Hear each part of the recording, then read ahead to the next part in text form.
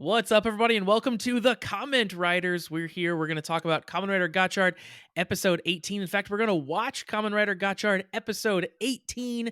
Today, I'm your host, Josh Meek, the Uber Geek, and I'm joined, as always, by my good friend, Toby Tobes. How's it going, Toby? Pretty good, Josh. The Abyssal Sisters, or the boss guy whose name I forget, said big things in the new year, and this is the new year still, so let's get going. Big things for us as well. So we're going to be watching the episode. If you are watching on YouTube, you are going to be seeing clips from the episode, but if all goes well, Toby, you can join our Patreon and see the full episode of us watching the show and see all of our comments, not just the clip version. That's patreon.com/thecommentwriters. Link down in the description as well. But without further ado, let's jump into the show. I still think the Rita doll was the best thing to throw back into the pot. The Rita doll's good. It's creepy. The Rita doll's creepy. And turned into a creepy Malcolm. It did. One of the worst Malcolms for me. I hate having to watch clips of it again here. Hopefully, as most arcs usually do with these shows, this will probably be the last time you see him. Probably. Oh, do you remember back at the beginning talking about career forms? We did a deep dive on what this actually was. And guess what? Gotchard didn't give a crap about it. Somebody should tell this guy how Rubik's Cubes work. No, painting him gold is the ultimate hack. He peeled off all the stickers. I love how he says, Minato sensei. Clips and stuff, yeah. Yeah, they were not Rubik's Cubing the girls last time. You don't Rubik's Cubes the girls until you know them really well. Listen, kids, if someone asks to Rubik's Cube you, make sure that you love them first. Oh man, I hate when I fall straight into the pavement. Look at this sick-ass skate spot they've got. It's like a tin stair, flat tin stair? What are we doing here? It's funny, because I learned this from the great show Breaking Bad, when everyone was like, it's all about the cinematography, you have to learn things, blah, blah, blah, look at the scenes. When they were shooting down the railing, the two of them were split by the railing. And it's a metaphor for everyone being fractured right now, or something. Wish I had a fart soundboard right now. We're doing video school shit. Get a life, Malcolm. Leave us alone. Hit him with the drop kick. Those ropes need to be tightened up. That is not regulation. We're getting into some wibbly wobbly timey wimey shit. It's Back to the Future now. Don't run into your past self. Whatever you do, don't hit on your mom. He looks like a creeper. Yeah, he's literally hiding behind a tree watching a kid play on a playground. With a weird grimace and... I think Hodoro and Mini Hodoro just had a meet cute. Nice book. Did you get that from Etsy? It looks pretty cool. You've come, old man, and you've brought your UFO. Sometimes in the middle of a fight, you just need a deep hug. That was definitely a fight between two people who weren't ever going to learn fight choreography. They just did some special effects and zoomed in on their faces, and it was over. We'll let you guys do magic. Just stand there. Yep. I feel like this is the quickest high-stakes drama wrap-up of all time of an arc. It's a real wham bam thank you, ma'am. He got his goggles and peaced out. Do you just feel the power leaving his body? Yo! You have 5 years to fix this problem. Thankfully, Kamen Rider seasons only last for a year, though, so we're good. Ah, the only place the fight could truly end. I'm convinced they have this place booked up like every Thursday. Just every week they're out there. Standing reservation. Yeah. Dang, just summons like 5 moons. Did you need 5 moons? Because here are 5 moons. It really adds something to it when he can barely stand on one foot. I was just going to say, his crane was not very strong. Oh, shit! Big drop right there. Alright, that was a cool story I didn't see coming. I'm not gonna lie. I'm super into him being old him. It's as good. the solution for this. Like, I'm super into this. Minato sensei.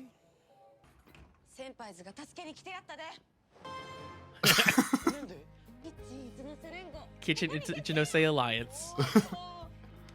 That's adorable.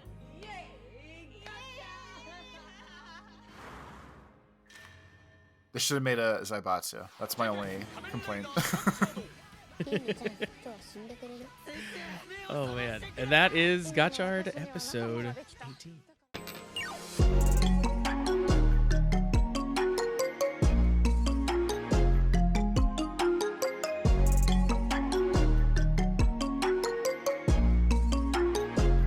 What's up, everybody, and welcome back to The Kamen Riders.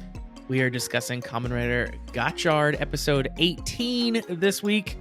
I'm your host, Josh Meek, the Uber Geek. I'm joined as always by Toby Tobes. How's it going, Toby? Pretty good, Josh, but I have an important life question for you.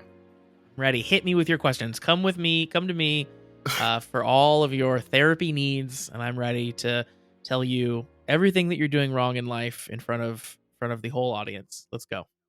So we're going to preface this with technology is probably a mistake. Oh, yeah. No, definitely. Absolutely. So we're in this new trend now where like everything is Wi-Fi connected or smart, where like fridge can tell you like, hey, we have 75% of the ice in the ice cube maker. Do you want more ice? Your iron tells you it's too hot and you left it on. The oven does crazy shit. You're supposed to strike when the iron is hot. That's why you need to know. Go ahead. That is true. So the other day I had to get new appliances for the house: a washer, a dryer, and a refrigerator. Why did you have to buy them all at once? Because this was Black Friday at this point. Okay. All right. But because the fridge wouldn't stay closed and the washer sounded like it was dying every time it ran. Fair. Okay. So then when I was like, if I'm getting a new washer, I might as well get a new dryer because things have to match or it looks stupid. So I gotta get the combo. Yeah. Yeah. So I bought a bunch of LG appliances. Get them home. Not sponsored. Not sponsored. I don't know if I like them at this point yet or not. So we'll leave an asterisk on that because there is one thing the dryer does that pisses me off. We'll get to there. So they drop everything off. They show me all the features. Like, these are all Wi-Fi enabled. I just looked at the articles and I'm sitting there and I'm like, this is the dumbest shit ever. Like, why the fuck do you need a fridge that needs to go on the Wi-Fi? So had all the appliances for like a month and a half. And the one day I'm bored and I'm like, man, it's really weird that the fridge goes on Wi-Fi. And then I was thinking and I was like, I wonder what the fridge does on Wi-Fi. Oh no, it was because the washer and dryer have a section that just says downloaded. One of the settings, like heavy rinse, delicates, whatever, the one thing just says downloaded. Okay. And I was like, whatever preset this is, the setting on the dryer was like nuclear hot, runs forever. And I'm like, this is just going to ruin all the clothes. And then I was like, how do I fix the download thing? This doesn't make sense to me. So then I looked into what the Wi-Fi does. So I was like, well, I guess if I put on the Wi-Fi, I can connect to the dryer and I can get the whatever downloads, set my own presets, do weird cool guy stuff. So went back and forth on it. And I was like, this is a thing I need to do. So I'm going to open up my app as I talk to you about this. So first, Josh, I did the refrigerator. And at first, again, I was like, this is dumb. I don't need this. But it tells me the fridge and the freezer temperatures right now. It tells me if the ice cube tray is full of ice or not. And if I go to the useful features, I can program food that's in the fridge in my phone. So if I'm like, I bought apples today, it'll tell me in 5 days the apples are probably bad now. Okay, that's ridiculous. Okay, it is stupid. That's too far for me. It also has like the water filter level and energy usage. So it's like today, the fridge door was open 24 times today. And that seems like a lot of times open. That does seem like, listen, that is not data that I need in my life. That is not going to enrich me in any way. That's only going to cause depression. No, I do not want that. No, thank you. And it was open for 5.53 minutes today. So then I looked at the fridge thing and of course, the tech nerd in me starts popping out. And I'm like, you know what? This is fucking cool. I was like, I need to see what the other things tell me now. So then I added the washer, and the washer has the basic same stats. Tell me if it's running. I can download whatever preset cycles I want, and it has a feature that says whatever the tub. I guess it's like the tub is like the basin that everything goes into, right? Yeah, like yes. Okay, so it says every 30 cycles, you're supposed to clean the tub. And I don't know if there's like, oh, it actually has instructions in here. But like, there's a special cycle I can run by pressing the button in the app, and all the other and it has special features and all this stuff. So now I'm 2 for 2, and I'm like, okay, the dryer needs to be on here now, because the one thing the dryer does is we have it in a closet where the old dryer was narrower and fit in the closet fine, and like the vent in the back blows the lint, dust, whatever, through a giant hose out the house, like normal dryers do. Yeah, yeah, yeah. So the new one is bigger because the old appliances from like the 80s and these are from the 20s, and it doesn't fit in the closet all the way unless I slam the dryer back as far as possible against the wall. Oh So yeah. this problem leads to the dryer is too smart for this, and it tells me that the lint chute thing is It blocked and just turns knows it's itself off all clogged. the time. That's cool. It is, but it just stops the dryer. And then once it's mad at me, I can't restart the dryer. So Because then I you was gotta like, fix the problem. You gotta uncrimp the hose. it's probably near impossible without putting holes in the wall. Well, But, deal with it. but so the thing was, I went to add it on the Wi-Fi, and it wouldn't find the Wi-Fi, and it wouldn't pick up the Wi-Fi. Uh-huh. So now I started getting mad. And tell me what you would do here.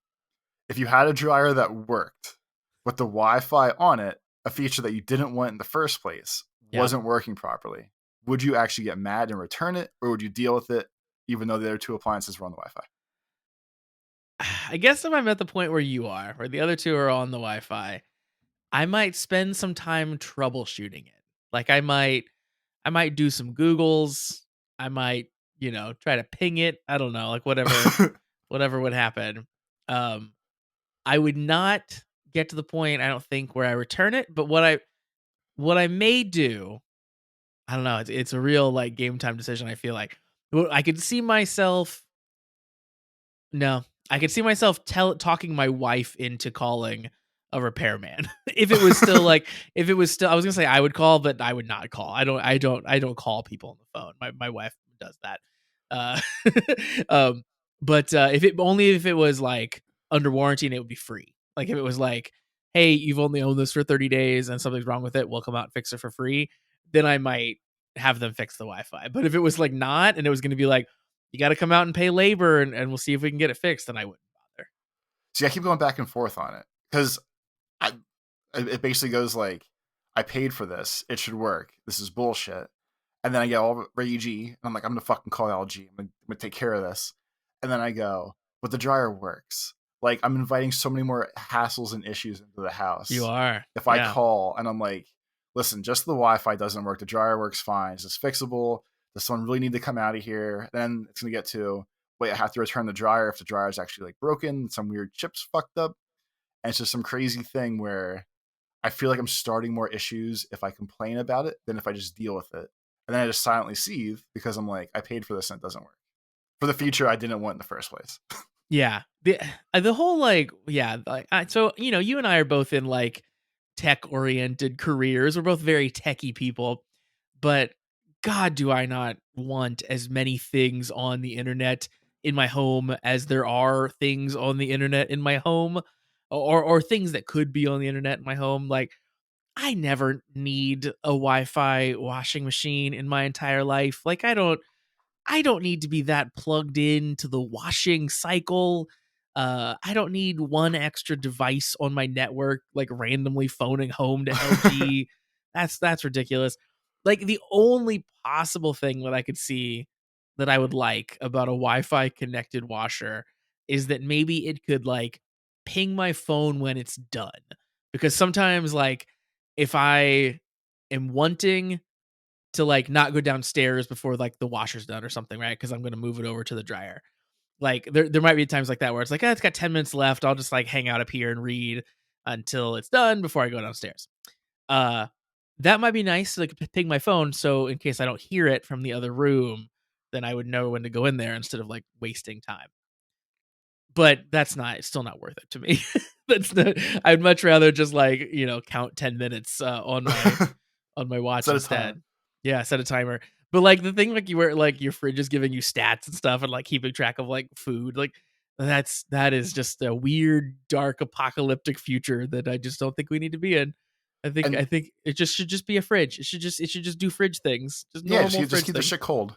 Yeah, I just don't need like. Have you seen? I don't know if yours has like the screen on the front of it or not, but like, No, because I refuse that. That's the one that can okay, like good. you knock on the fridge and then the screen shows you the camera of what's inside the fridge. Like you don't know. Nonsense. That's so ridiculous.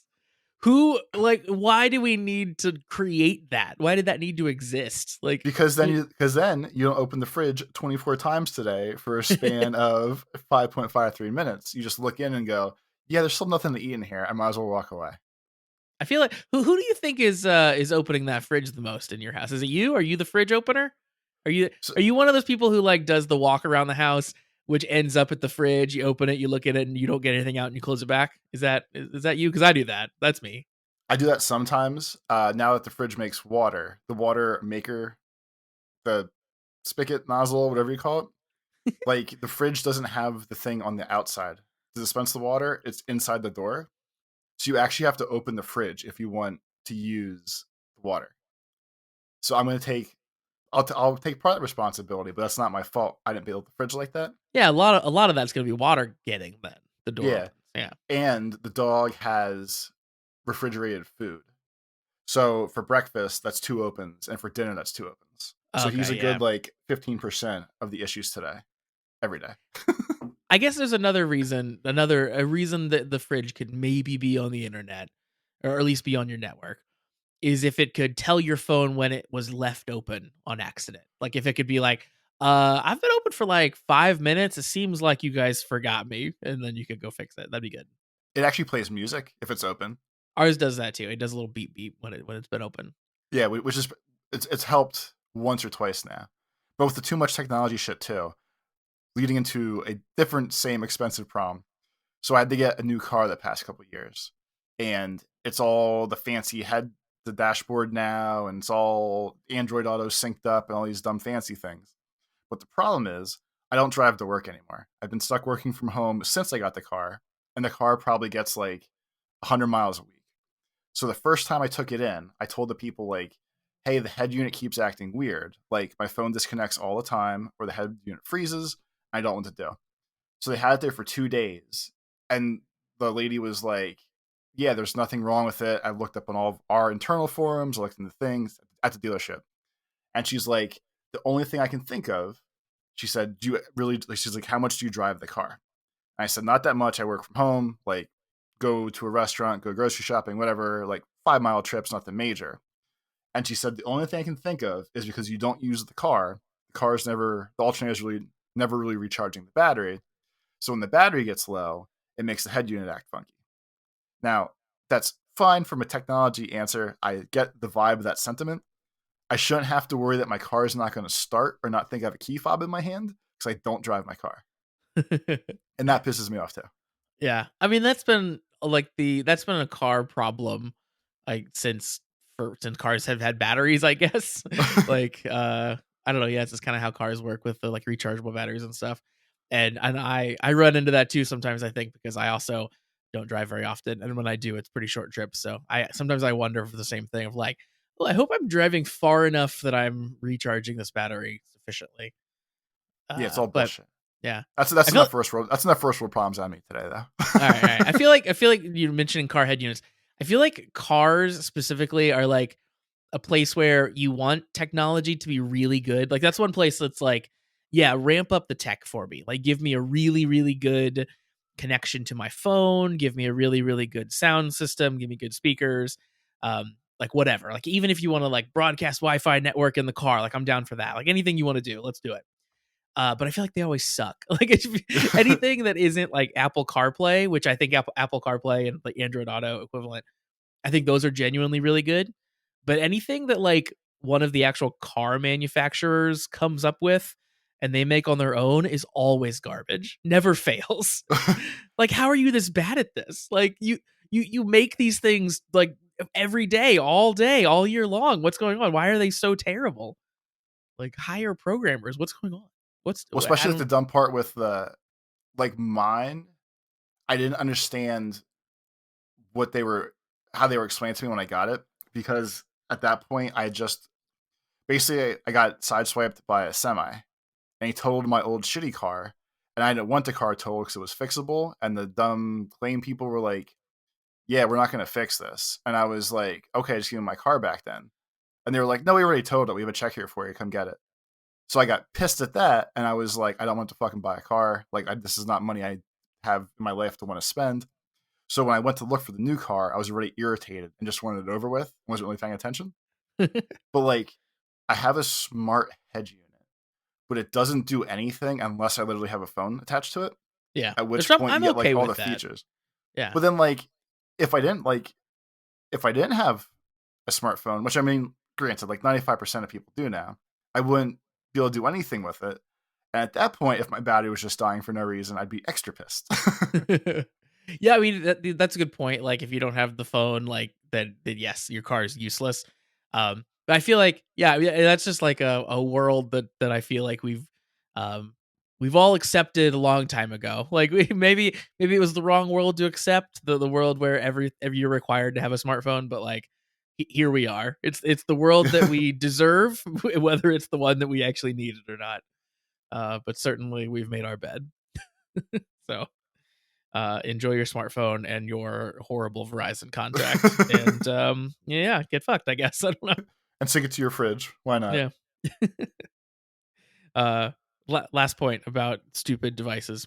I'm sure you're aware of the concept of like a tablet kid, a tablet toddler, kids who just have like tablets in their faces at all times. Yeah.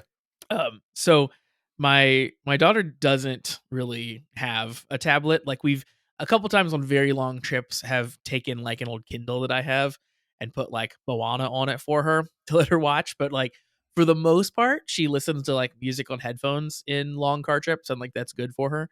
And she doesn't really do the tablet, which it's one of our proud moments as parents that we haven't turned her into like a tablet kid. Which is impressive because all the other kids I know All of them. were Yeah. all tablet kids, or it was always mom or dad, let me have your phone to play games on. And then that parent would be without their phone most of the day while the kid was fucking around the phone. Yeah, which we haven't done that too much either. And listen, I'm not saying we're not ever going to become those parents. Maybe we will. And I'm not judging parents that use the tablets to do it, because my God, parenting is a never ending war, and do anything you can to get through it. Whatever. That's fine. But my daughter won this like prize basket thing at this event that my mom was at. My mom like put in like one ticket or whatever to try to win this basket thing, and happened to win and won it for my daughter, which is very nice. It was very kind of her to put the thing in, and had a bunch of like fun games and stuff in it. It was all cool, but it included a freaking tablet in this stupid basket. So like of course, my mom is like, "Oh, look, and you got a tablet." Like, I'm like, "But we don't really need a tablet. We don't want that." So my daughter, of course, was very excited about it. But then we get it. I'm not excited about setting it up. But then I start to set it up, and it's like a crappy enough tablet that it won't even connect to our Wi-Fi. Like it sees our Wi-Fi, but then won't connect to it. Perfect. So it's useless. So it's just useless. So now it's just this extra useless device that we have that my daughter remembers and asks about sometimes. And I have to be like, yeah, it just won't connect to our internet. And it sounds like I'm lying, but it's just really the truth. Anyway, so it's great. It's just I needed that in my life. Just the extra, just like horrible device that literally is just junk now because it doesn't work with our Wi-Fi. Anyway, Toby, we're here to talk about Kamen Rider, though, which is the best technology, the technology of transforming into a Japanese superhero. With drivers and buttons Drivers, yes, and indeed. other things. What if you had a Wi-Fi connected driver? What if you got a driver from like premium Bandai, and it would connect to the internet, and you could look up stats like how many times you henshined, and how many chemi cards that you scanned, and how many times it sensed human flesh against it because that's how long you were wearing it. I think I that'd mean, be fun, but that'd be more of the obvious buy-in of like, ha ha ha, this is a fun toy. Give me all the fun features for this piece of plastic I'm about to own. it also, yeah, I agree. That'd be more on the fun side. That also feels like a Black Mirror episode, and somehow I don't know. There's something weird about that. I mean, they've had enough technology once. That makes sense. Yeah, there you go. But we watched Kamen Rider Gotchard episode 18 this week. Of course, right at the top, let's talk about, we have a Patreon if you want to check that out. Patreon.com/the comment writers. Over on the Patreon, we do watch and reacts. We're watching through Xaid right now. Just hit episode 30 there. You get to watch the show along with us, and those are loads of fun. And you also get to join our Discord if you join up on the Patreon. So we'd love to have you there. We got a fun little community talking about all kinds of stuff all week long. So check that out. Links down in the description for that stuff. And of course, you can send us emails. We don't have any emails to read for this week, but if you would like to solve that problem for us next week, you can send those over to cast@commonwritersucks.com. Again, that's cast@commonwritersucks.com. And this week we did a little experiment. Hopefully it works out. I mean, hopefully you did. Where Toby and I watched the newest episode of Xaid, or not Xaid, sorry, newest episode of Gotchard together. So if you want to join up on the Patreon, hopefully you can see that episode and hear us talk as we're watching it. So that's another little bonus there on the Patreon side. And just to dumb it down, because it took me a while to understand what we were doing that was different. So, and you please correct me as we go, Josh, because you are the host. This is your Gotchard baby. I would say that we're co-hosts. I appreciate that. Thank you. So just to clarify, because Yes. I was a little slow in this uptake too. The Patreon version is Josh and I real timing what's happening. The part you're hearing now is us doing a brilliant review of what we just watched, but the content will be 100% different. Yes, so absolutely. You need both sides. If this was a record, you're listening to the A side right now, but everyone knows there's always the sleeper hit on the B side that like everyone was like, wow, this is a hidden gem. I can't believe this is on the backside. Oh, I almost didn't even hear this. I didn't know it was on the new EP. That's the shit you really need. Totally. Yeah. Definitely. You don't want to be just like the people who are fans of the single of the band, you know?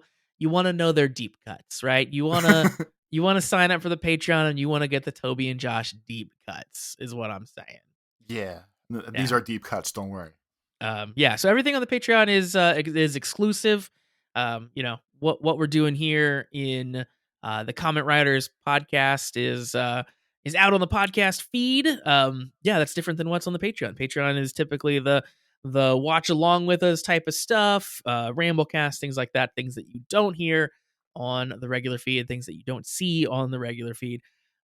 Stuff, frankly, that we can't put up on the YouTube because laws and regulations. Damn rules. So listen, hey, be cool. Be cool. All right? You cool? You cool? Are you cool? Are you asking me? I thought. I'm cool, Josh. Are you cool? I guess so. Are you? Are you? All right. Everybody be cool. Toby, this week in episode 18, a lot happens. There's a lot of there's a lot of plot development in this episode, I feel like. We introduce time travel to Kamen Rider Gotchard in a very heavily major way. Yeah. It's like Back to the Future 1, 2, and 3. All brought to you in a 20-minute episode about kids going to school to be alchemists. Totally. Yeah, pretty much. So let's not beat around the bush here. Let's get to the big reveal, which happens at the end, and then we can jump around to kind of our favorite parts. But the big, huge reveal, we've had Kamen Rider Gotchard Daybreak running around, the orange Gotchard, who, you know, he seems super powerful. He seems like he knows what's going on. He knows what's going on because he is Gotchard from the future. The best swerve, because for weeks now, our heavy favorite to be Daybreak was Kudo's dad, mainly because of all the concern he always had for Kudo, showing up to save her whenever necessary, being her great protector, giving her nods, calling her Kudo and not Rin. And we got swerved like crazy today through the power of time travel. Yeah, it's such a good swerve too, because like, especially the Kudo stuff, because the longing looks at Kudo and the using the more formal or the more familiar name than he should beautifully applies to Hodoro the same as it would have her father, which is really good. I I really like that as the explanation. I hope so. In the end of this episode, we get the big reveal, and then Daybreak like basically is like, okay, I gotta go now. like, Going back to my uh, home. I'm going back to my own time because you retwisted the strings of time and unfractured the evil future that was coming and something something something. or you touched your young self, as it says in the episode. Yes, the no, Daybreak didn't say it. No, Hodoro said, because as part of this, as part of figuring out that future him is Daybreak, a lot of time was spent with uh, present day Hodoro also hanging out with toddler Hodoro, and they they palled around. They did some things we'll talk about then. But when he came back to present time, he told his future self, "I touched my younger self. I hope that was okay," or something along those lines. yeah. Sorry, I touched my younger self. Listen, man, didn't we all? Didn't we all? But anyway, what I was getting at there was like, I hope that this doesn't mean that this is the last we see of Daybreak. Like, I hope we get older Hodoro back again. Like, I hope he's not just gone now at this point. So after being vaguely upset by the amount of time travel in this episode, you actually want more time travel. So future Hodoro comes back. Well, at this point, the cat's out of the bag. Like, it is what it is. It's a time travel show now. Um, and when we talked about this together when we were watching the episode, but like, time travel is always like, I don't know. It's a thing that I don't love in shows, and I realize that I'm saying that. And Kamen Rider Geo is my favorite Kamen Rider season, and that is just about time travel. Like, that is a show that only does time travel because it's the anniversary season, and like they're all into the back and forth in time nonsense.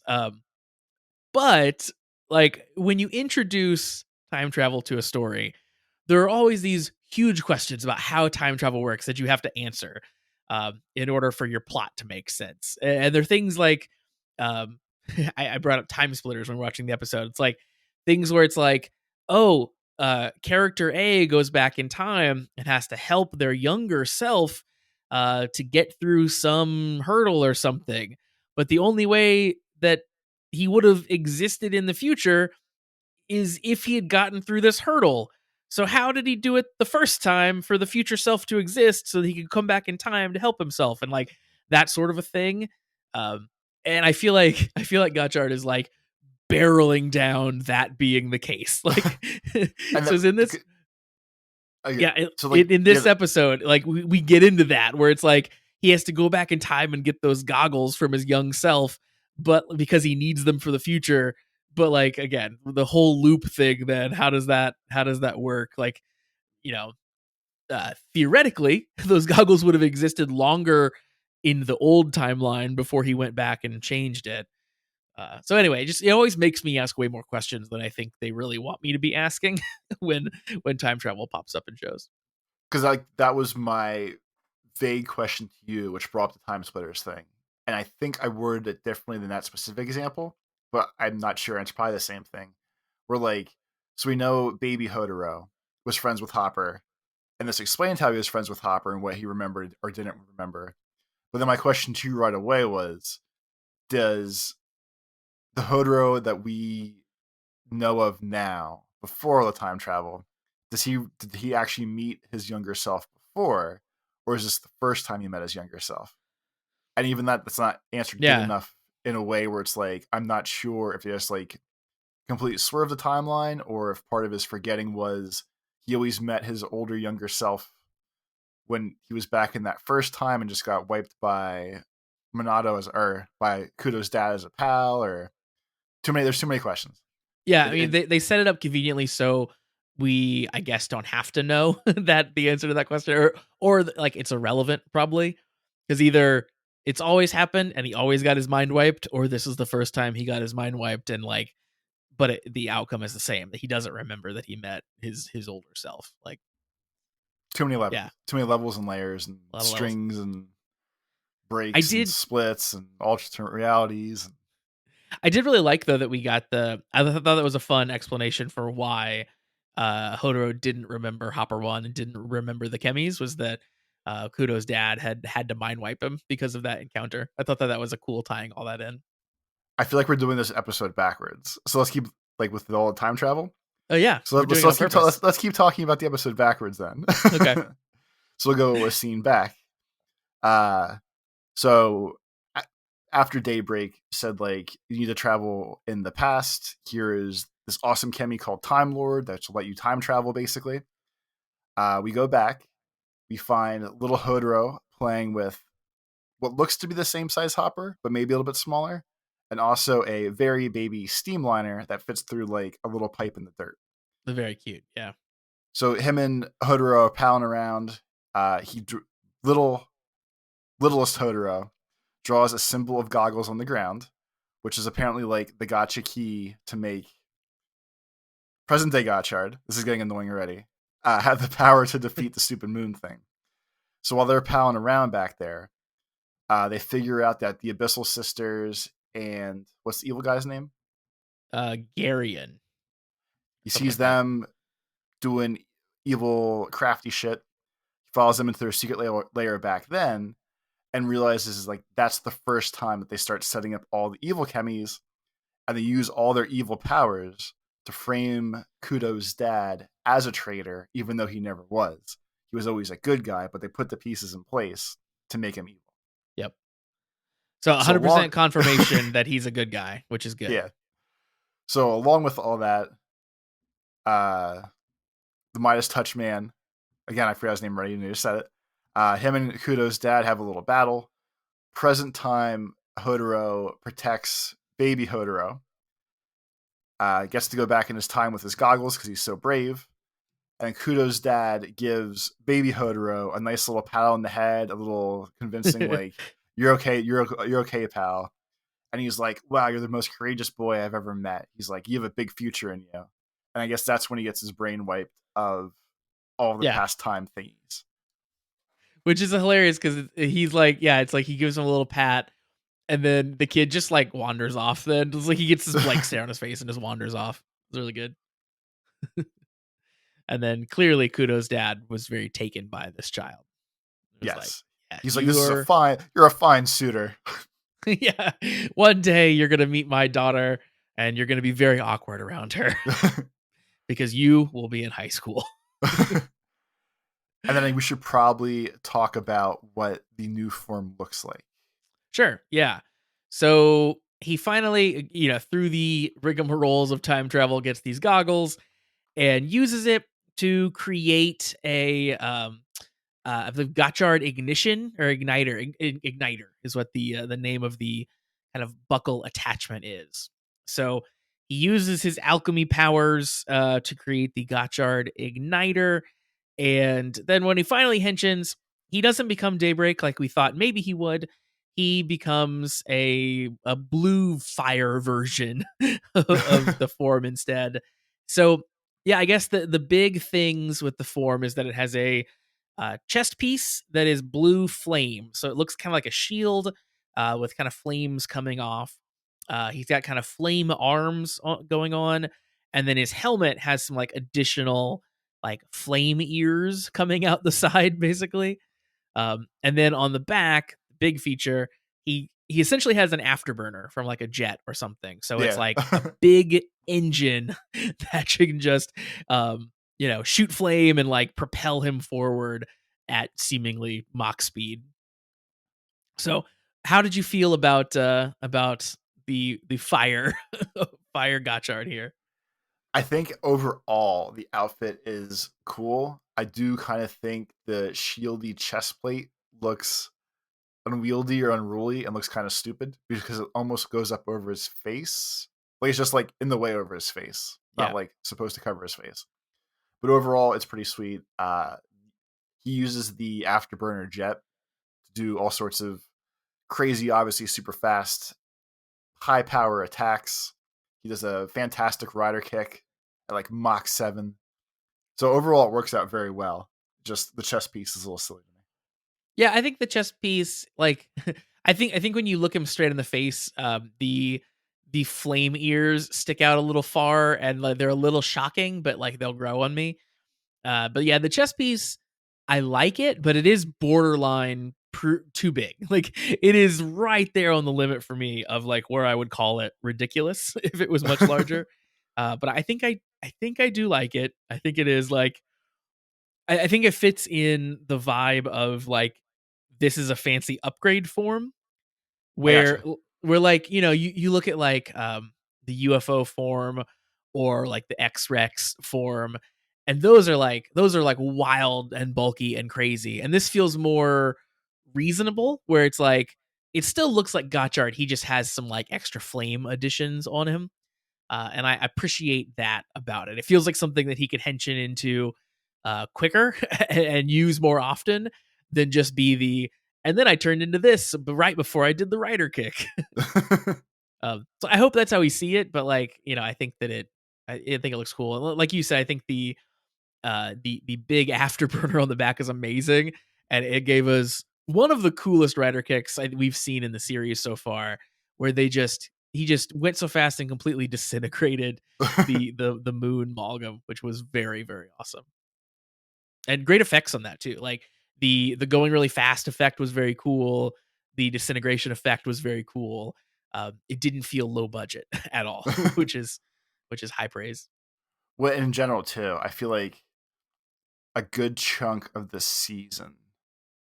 I don't know if it's just there was more money involved, there was more good things involved, but overall, I feel like we've had way less complaints about how a lot of the graphical budgety things have looked compared to like the Geet season. Yeah, Like I think we so. always Yeah. said like we always had like the comments of okay, well this time this looks good, this time this looks bad. Like and there was always the back and forth. And this one has pretty solidly always been, at least that I remember, always better looking CG than most. Yeah, I think so too. Like we even with Geets even, it was so bad that well, I guess yeah, it was pointed out in our Discord a while back. Like on the Blu-ray versions of the Geets episodes, they went back and clearly touched up some of the CG. Like they fixed it because it was so bad. But yeah, this there hasn't really been anything that's been glaring. The only thing that I can think of that was like kind of bad was the big T-Rex. And that Oh wasn't yeah, even okay, that is true. I forgot about him. That but was that was more what I feel like is like par for the course for Kamen Rider and Sentai.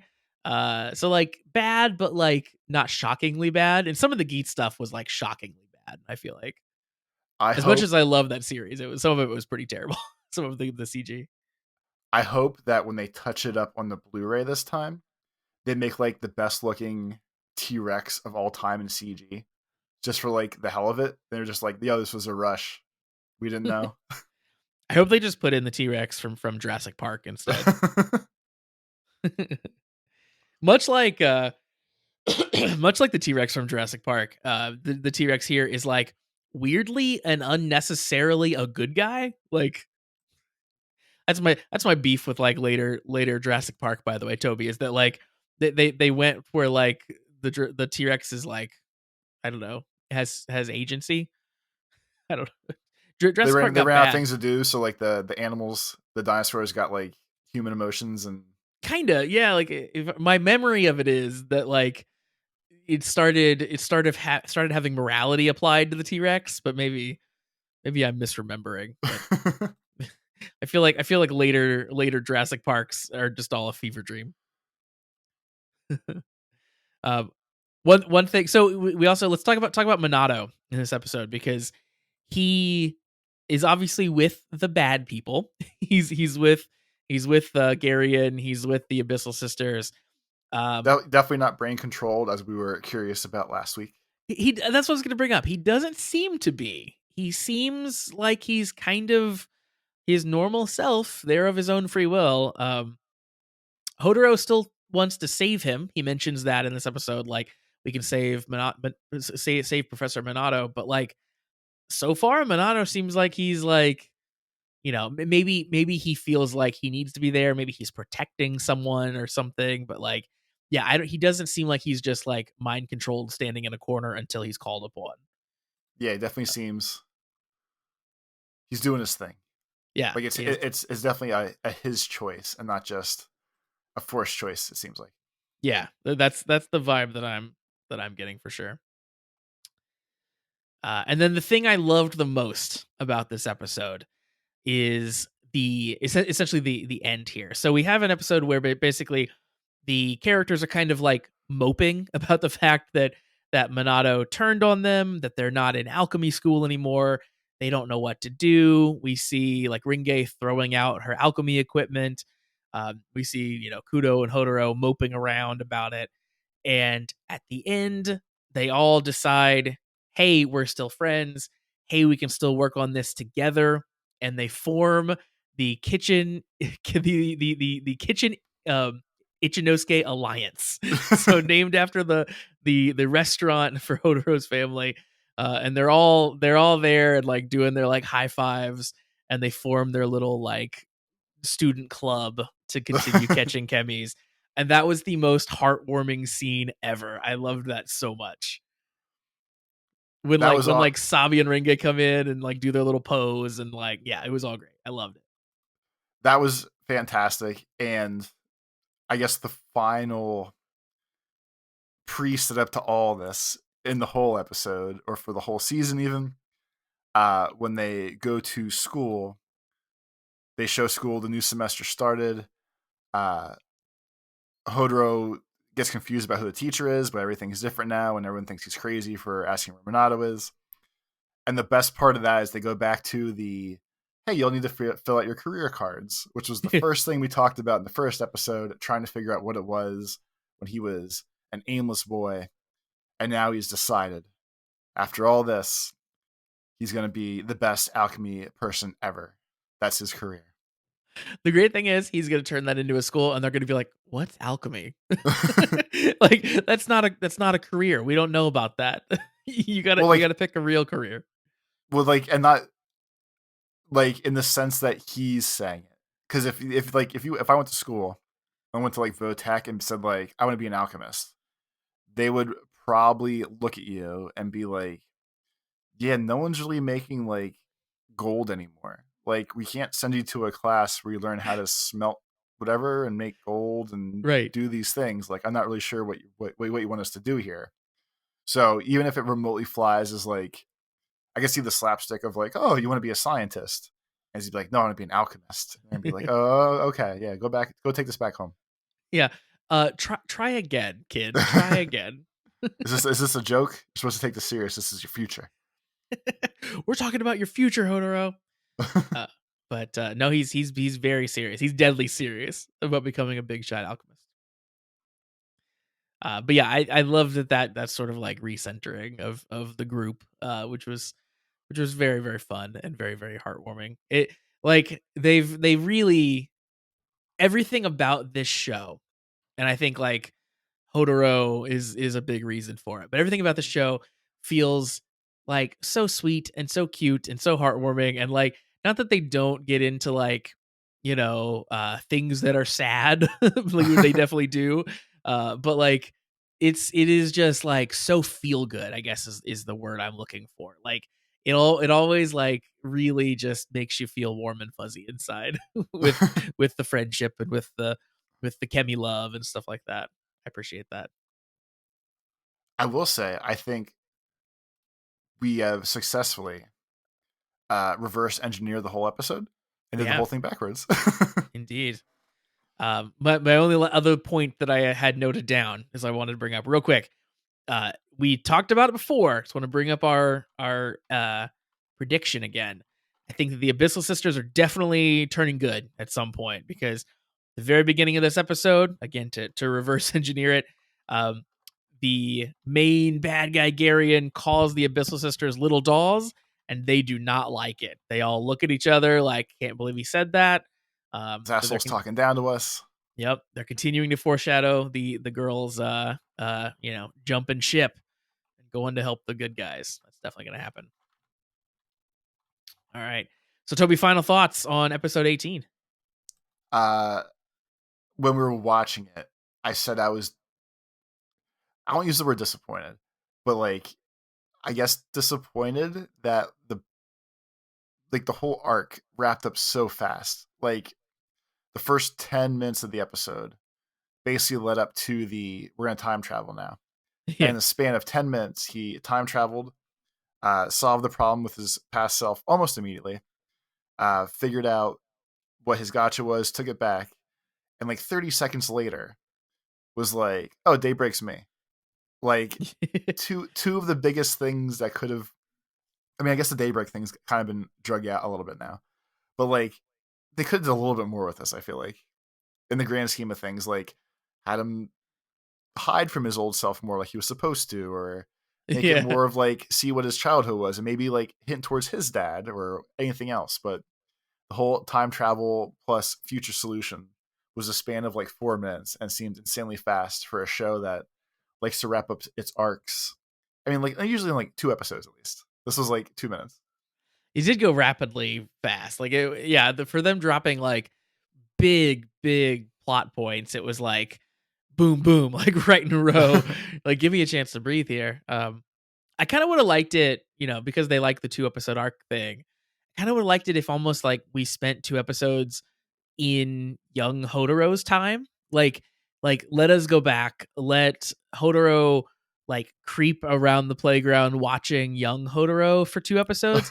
Meanwhile, they can let us follow like Papa Kuroto a little bit, and they can let us follow the old version of Garion and the sisters a little bit. Like, you don't really need to give us that much more plot about what's happening with them, but like let us like follow them around a little bit and build towards their big confrontation that we got very quickly this episode. Like, that would have been cool, but who knows? They might have way more time travel stories under their belt, and they just needed to like introduce the concept. Who knows?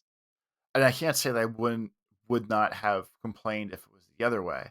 But the least they could do was like capture one of the Hodoros for following after like the Abyssal Sisters and seeing what they were doing. At least have like one of them trapped in time, or like Oh yeah, something with that. And I might have complained when it happened, been like, "Those dummies trapped back in time," but they could have did that. maybe. Yeah, I really like that we I like the disparity in chemis. Like, there are some chemis that are like, one's literally a hoodie, one's just a smartphone, and then one is like a time lord, a time traveling master. Just And he like, wasn't. I don't even think he was a 10, I don't think he was. No, I think because I feel like the card said like 10x, and it looked like a 10x, but you only had the 7 of the little bars filled up. yeah. So I mentioned that to you, like that doesn't seem right. And then when Kudo's dad did his little fight for a couple seconds, he burnt through like 4 of the X cards, and we saw UFO before, Yep. but he wasted like not wasted, but like he used 3 other rapid fire, and that's driven me nuts the entire series. Where like I know you can't give each chemi a 20-minute episode, but it seems, especially if these were like the hyped, these are the grandest, legendary, most overpowered special things ever, to just burn through those seems absurd to me. I saw someone today on Reddit complaining about Kamen Rider Geo that some of the forms were only used once and never seen again, and I was like, "Welcome to the norm for Gotchard, like a chemi card that only pops up one time and you never see it again. That's the default. You're lucky if you see it again." They're not precious. Yeah. But overall, I think I enjoyed this. I'm excited to see where they're going with the story, because it is, they were right. There's a lot of exciting things in the new year, and they've really changed up the story just in the last couple episodes, and kind of set it off in new and exciting directions. So I'm excited to see, as they promised. as they promised. They promised a switch up of the century. Exactly. And speaking of the switch up of the century, that's going to do it for us for this week. Again, as I mentioned at the top, please send us emails if you have things that you would like to tell us. You send it in, we'll read it on the show. Cast@commonwritersucks.com. Again, that's cast@commonwritersucks.com. And of course, the Patreon. Please check out the Patreon, all kinds of fun stuff up there. Join our Discord community as well. So get bonus content, get access to the Discord. $3 a month is all the Patreon is. So you can find that at patreon.com/thecommentwriters, or the link down in the description. So as I said, that's going to wrap it up for us for this week. We'll be back next week to talk Gotchard episode 19. But until then, have a great week, everybody. Peace.